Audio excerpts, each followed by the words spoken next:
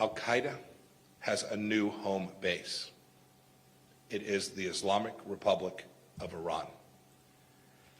As a result, bin Laden's wicked creation is poised to gain strength and capabilities. We ignore this Iran-Al-Qaeda nexus at our own peril. We need to acknowledge it. We must confront it. Indeed, we must defeat it. Now, I know this news will come as a surprise to many Americans. We had Al-Qaeda on the ropes after 9/11, thanks to sustained efforts of our brave soldiers, intelligence officers, diplomats, NATO allies, many others who worked tirelessly to defend freedom. There are far fewer Al-Qaeda operatives in Afghanistan today than there have been in decades. That remains true. This is an enormous tribute to American resolve, American ingenuity, American leadership, and frankly, raw American military strength. That effort drove Al-Qaeda to search for a safer haven, and they found one. The Islamic Republic of Iran was the perfect choice. Al-Qaeda has in fact carried on a relationship to Iran for nearly 3 decades, as the 9/11 Commission clearly established. In the early 90s, Al-Qaeda operatives traveled to Iran and the Bekaa Valley of Lebanon, the heartland of Hezbollah, for explosives training. In the period before 9/11, the Iranian regime told border inspectors not to stamp Al-Qaeda members' passports when they entered or left Iran on their way to or from Afghanistan. This was to help them avoid suspicion when they returned to their home countries.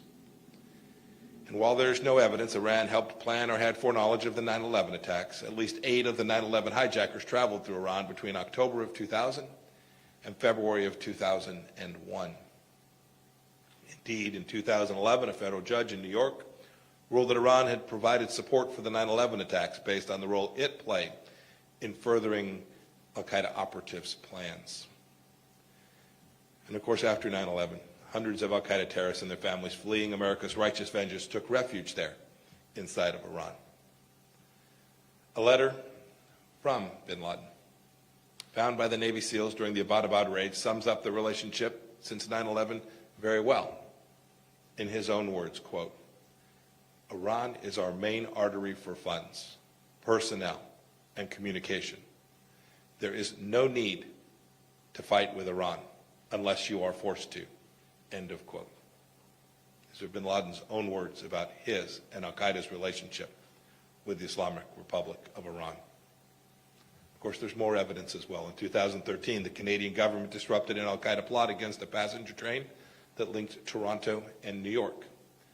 The Canadian government stated that the plotters received, quote, "direction and guidance," end of quote, from Al-Qaeda members living inside of Iran. No, New York Times, not a surprise. Iran arrests students, religious minorities, and environmentalists, but not jihadist Al-Qaeda killers. Yet, in spite of all the assistance the Khomeini regime provided to Al-Qaeda, Tehran actually imposed tight restrictions on its operatives inside of Iran for some time. The regime very closely monitored Al-Qaeda members, putting them under virtual house arrest. They were in control. Bin Laden himself considered Al-Qaeda members inside the Islamic Republic to be hostages. The Iranians controlled these Al-Qaeda leaders. But the U.S. government didn't believe that Iran had authorized Al-Qaeda to launch a terrorist attack. But I have to say today, that is not the situation.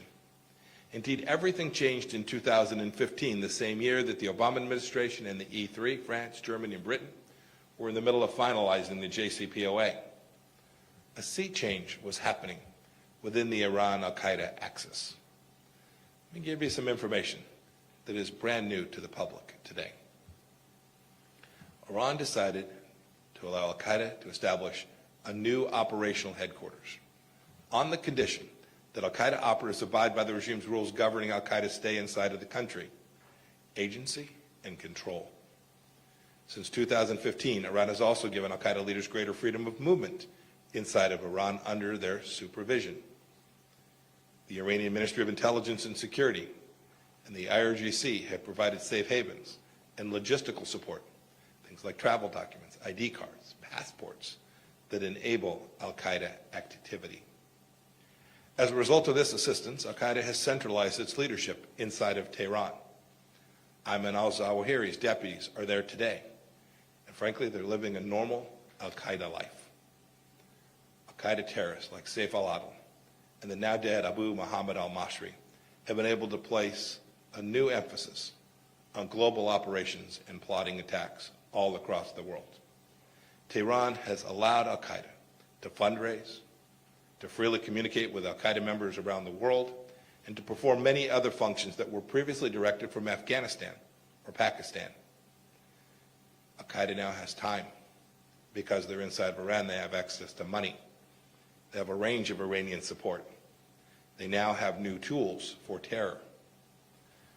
You now have the world's largest state sponsor of terrorism, the Islamic Republic of Iran, as the home base for Al-Qaeda. They are partners in terrorism, partners in hate. This axis poses a grave threat to the security of nations and to the American homeland itself. I would say Iran is indeed the new Afghanistan as the key geographic hub for Al-Qaeda. But it's actually worse. Unlike in Afghanistan, when Al-Qaeda was hiding in the mountains, Al-Qaeda today is operating underneath the hard shell of the Iranian regime's protection.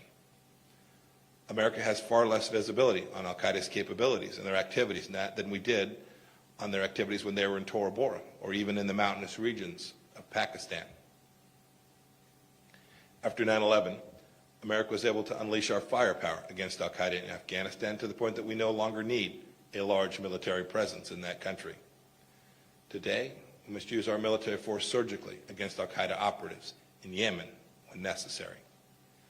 We don't have the same options today because these Al-Qaeda thugs are burrowed deep inside of Iran.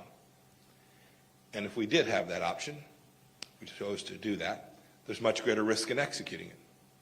The Iran-Al-Qaeda axis threatens the progress of the Abraham Accords as well. If Al-Qaeda can use terror attacks in the region to blackmail nations from joining the war and peace with Israel, then we risk grinding generational momentum for peace in the Middle East to a halt. We risk limiting the growing number of Middle East nations who will all recognize the threat from Iran. But most importantly, every country must recognize that this unholy collusion is dramatically increasing the risk of terror attacks against their people. As Iran permits Al-Qaeda to communicate freely with exponents of hatred abroad, countries like France become even more vulnerable to Al-Qaeda attacks like the despicable Charlie Hebdo massacre. As Iran provides Al-Qaeda with travel documents like passports, countries like Germany are ripe to be the site of the recreation of something like the Hamburg cell, so instrumental in the 9/11 attacks. As Iran permits Al-Qaeda leaders to travel freely to Syria, one of the world's greatest humanitarian crises will continue to rage on. Impoverished Syrians will keep being lured into becoming jihadists. If Iran permits Al-Qaeda leaders to send and receive money from Al-Shabaab, Western nations risk a terror attack like pre-9/11 Afghanistan, a base from sprouting up in Somalia. We risk losing control of strategic waterways. And imagine too the destruction that Al-Qaeda could carry out if the Iranian regime decided to devote sizable state funds in service of Al-Qaeda's goals. Imagine the vulnerability we'd have if Iran gave Al-Qaeda access to its satellite networks. This is a terror organization buried deeply inside a nation state with advanced capabilities. Look, there's ample precedent for all of this if you consider the regime's support of Hezbollah, the Houthis, Shia militias in Iraq, and Sunni terror groups like Hamas and the Palestinian Islamic Jihad. Imagine the threat to America. Imagine the threat to Israel, to Saudi Arabia. Imagine, too, the potential to completely upend fragile places with an established Al-Qaeda presence like Libya, Yemen, and the Maghreb, or increased turmoil in places like Bangladesh where Al-Qaeda cells have carried out attacks. Imagine that Al-Qaeda starts carrying out attacks at Iran's behest, even if the control is not perfect. Who's to say that this isn't the next form of blackmail to pressure countries back into a nuclear deal? You don't have to be a former CIA director to see the Iran-Al-Qaeda axis as a massive force for evil all across the world. But the time is now for America and all free nations to crush the Iran-Al-Qaeda axis. The Trump administration has actually made progress. Let's not tolerate Iran giving Al-Qaeda a second wind. Let's not downplay the danger of Sunni-Shia cooperation in terror. Let's not lie to the American people about Iranian moderation and pretend appeasement will work. 30 years of cooperation shows that Iran and Al-Qaeda's divergent theology is no match for its convergent hatred. That's the reality. Here's reality two. Nations have an obligation to sanction entities designated as associated with Al-Qaeda under the UN Security Council Resolution 1267. We've exercised American leadership by sanctioning MOIS and the IRGC. We urge the United Nations and all countries to do the same. Today I'll announce the following actions. Today we'll announce sanctions on Iran-based Al-Qaeda leaders Sultan Yusuf Hassan al-Arif and Mohammed Abateh. He is also known as Abdul Rahman al-Maghrebi.